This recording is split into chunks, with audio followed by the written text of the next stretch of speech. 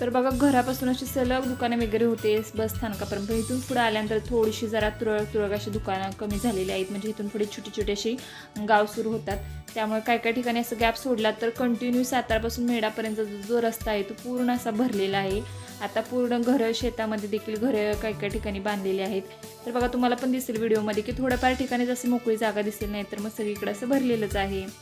तर भारी वाटते ना गाडीतून पाहायला सुद्धा आजूबाजूचा परिसर. दोन्ही बाजूला खूप सुंदर सुंदर असं दिसतं वातावरण. दोन्ही बाजूला झाडे, घरे, मोठमोठी बिल्डिंग. तर मी पण येता जाता आम्ही तेच चाललेलं असतं, तेच बघायला. दरवेळी येऊ तेव्हा असं नवनवीन काहीतरी बांधलेलं असतं, कुठल्या तरी घराला नवीन कलर वगैरे असं दिलं, त्यामुळे खूप छान वाटतं. तर इकडे बघा आल्यानंतर पुढे आल्यानंतर जराशे आभाळ वगैरे होतं. म्हणजे त्या बाजूला तर पूर्ण ऊनच होतं सातारा साईडला. आणि जसं आम्ही गावाच्या जवळजवळ येतो तसं तर आभाळ आभाळ दिसत होतं. तर ह्या ठिकाणी बघा ऊन वगैरे नव्हतं. तर बघा मोठमोठे अशा मध्ये मध्ये कशा बिल्डिंग वगैरे झालेल्या आहेत. छोटी छोटी घरं इथे जी आहे ती अशी मोकळी शेत आहेत. आणि आता पेरणी वगैरे झालेली आहेत, त्यामुळे छोटे छोटे असे उगवून आलेलं आहे. तर सुंदर वाटतोय ना परिसर पाहायला. तर हा जो रस्ता आहे तो महाबळेश्वर तर जाणारा रस्ता आहे, म्हणजे महाबळेश्वरपर्यंत जातो. त्यामुळे छान रस्ता आहे, मस्त आहे की गाडी वगैरे असं काय कुठं थांबायचं नसं प्लेन झालेलं. 2 वर्षापूर्वी काम चाललेलं त्यामुळे जरा खराब होता, पण आता खूप छान असं झालेलं आहे. डांबर वगैरे आहे त्यामुळं काही वाटत नाही असं. तर ही आहे ती जवळजवळ अशी गावं आहेत जुने वगैरे, थोड्या थोड्या अंतरावर अशी लागून गावं आहेत. आजूबाजूला शेतीने आता आतमध्ये अशी गाव आहेत.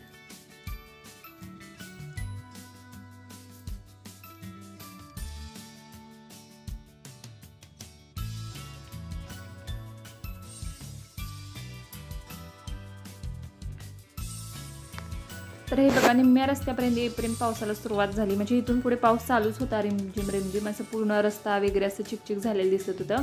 निम्म्या रस्त्यापर्यंत अजिबातच पाऊस नव्हता, ऊन पडलेलं. तर इथून पुढे आलं तर पाऊस आणि धुकं होतं. तर हे बघा जे डोंगराच्या कडेनं दिसत आहे ते पूर्ण वरच्या बाजूला डोंगर आहे, पण धुकं एवढं होतं की ते आजूबाजूचा जो मागचा डोंगर आहे तो देखील दिसत नाही, एकदम असा फेंट फेंट दिसत आहे.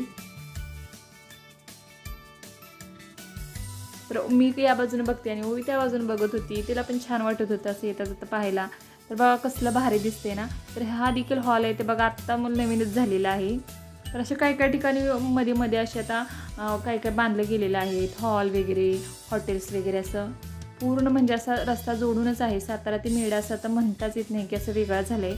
थोडीशी जागा सोडली तर जोडूनच आहे. बघा त्या डोंगराच्या वर कसं धुकं आलेलं आहे.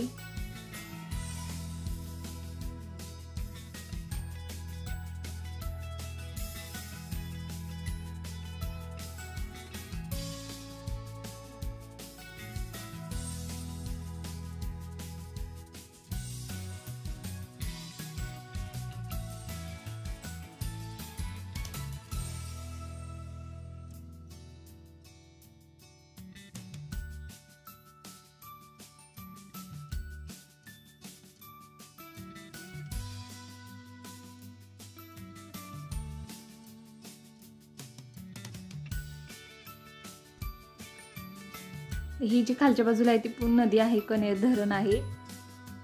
तर ते पण पाऊस पडला की पूर्ण भरून वाहतं. तर आता अजून एवढा पाऊस नाही आहे त्यामुळे कमी पाणी आहे, नाही तर खूप पाणी पण त्याला देखील असतं. तर या बाजूला पण खूप सुंदर दिसत होतं.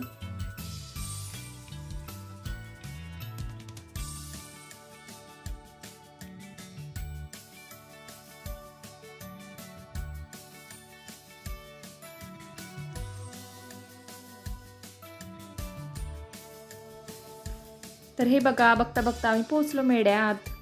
आणि ओवीला बरोबर ओळखतं असं व्हाईट असं रोड आहे की आल्यानंतर ती लगेच सांगते की मेढा जवळ आला आहे. ते आता इतक्या एवढ्या वेळ येऊन झालेला आहे की तिला देखील माहिती आहे की आपण आता पोहोचलो. तर आता आम्ही पोहोचलेलो. इथे देखील पाऊस चालूच होता, म्हणजे निम्म्या रस्त्यापासून चालूच होता. तर बघा मेढा सुरू झालं की पूर्ण दुकान असे रस्त्यानं चालू होतात. पूर्ण भरलेला आहे मेढा देखील आता.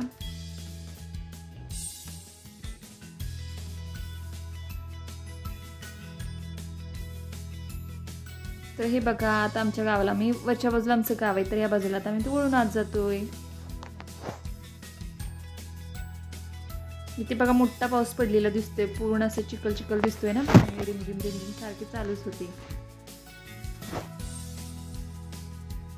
तर आम्हाला थोडंफार साहित्य वगैरे घ्यायचं होतं, तर आम्ही मग त्या ठिकाणी थांबलो आणि ओळीचे पप्पा साहित्य आणायला गेले. पाऊस होतो, ओळी मागं लागलेली पण पाऊस होता, त्यामुळे मग तिचे पप्पा एकटेच गेले आणि आम्ही दोघी बसलो. तर पावसात पण नको वाटतं ना सारखं बाहेर उतरायला, रिमझिम चालूच होती. मध्ये मध्ये असं मोठं असलं की एक वेळ काय नाही, पण सारखं बारीक बारीक धड मोठा पण नसतो आणि छोटा पण नसतो, मग ते नकोच वाटतं बाहेर उतरायला.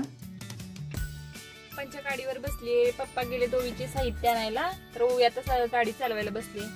असं बसतात का गाडी चालवायला? हो. मग कसं कसं बसतात दाखव बरं. छान मस्त. आता पोहोचलो आपण गावाला.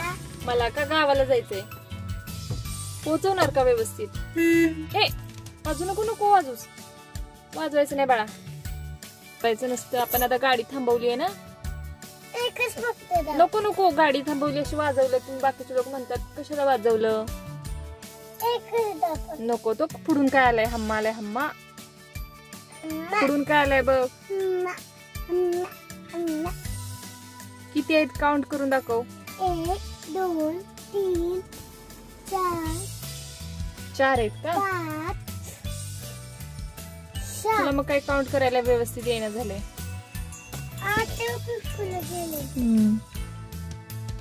त्यानंतर मग आम्ही साहित्य वगैरे घेतलं आणि पुढे जायला निघालो. तर पुढे आल्यानंतर पाऊस जरा कमी झाला होता बघा.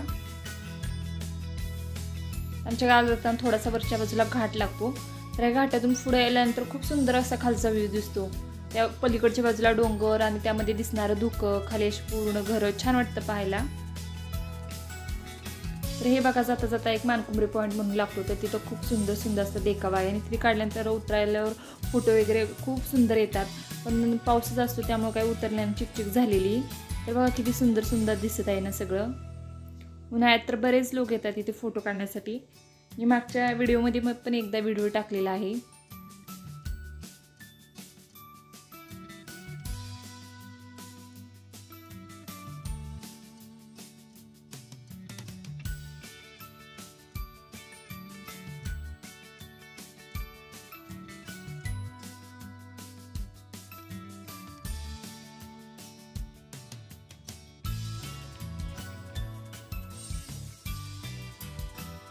त्यानंतर हे आहे ते आमच्या गावाच्या जवळचं आहे पदुमलिमरा गाव. हे देखील छोटंसं गाव आहे. त्या गावातूनच आमच्या गावाला जायला पुढे रस्ता आहे.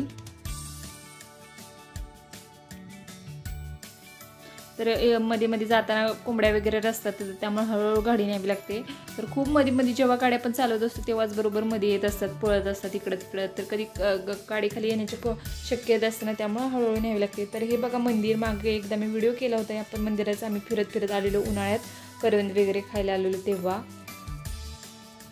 तर ते पण सुंदर मंदिर आहे. पाहायला जर व्हिडिओ पाहिला नसेल तर नक्की पहा.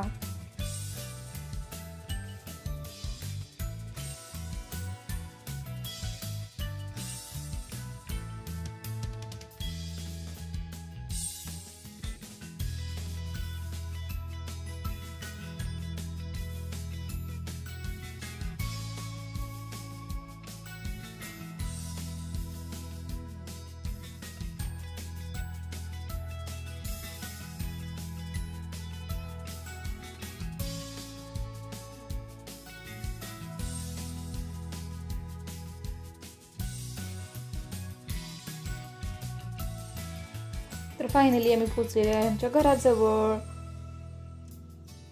तर कसा वाटला आजचा छोटासा व्हिडिओ ते कमेंट करून नक्की सांगा. आणि आम्ही गावाला आल्यानंतर काय मजा केली, कुठे फिरायला गेलो, तर पुढच्या व्हिडिओमध्ये दाखवणार आहे. प्लीज चॅनलला नवीन असेल तर लाईक करा, शेअर करा आणि सबस्क्राईब करायला विसरू नका. थँक्यू.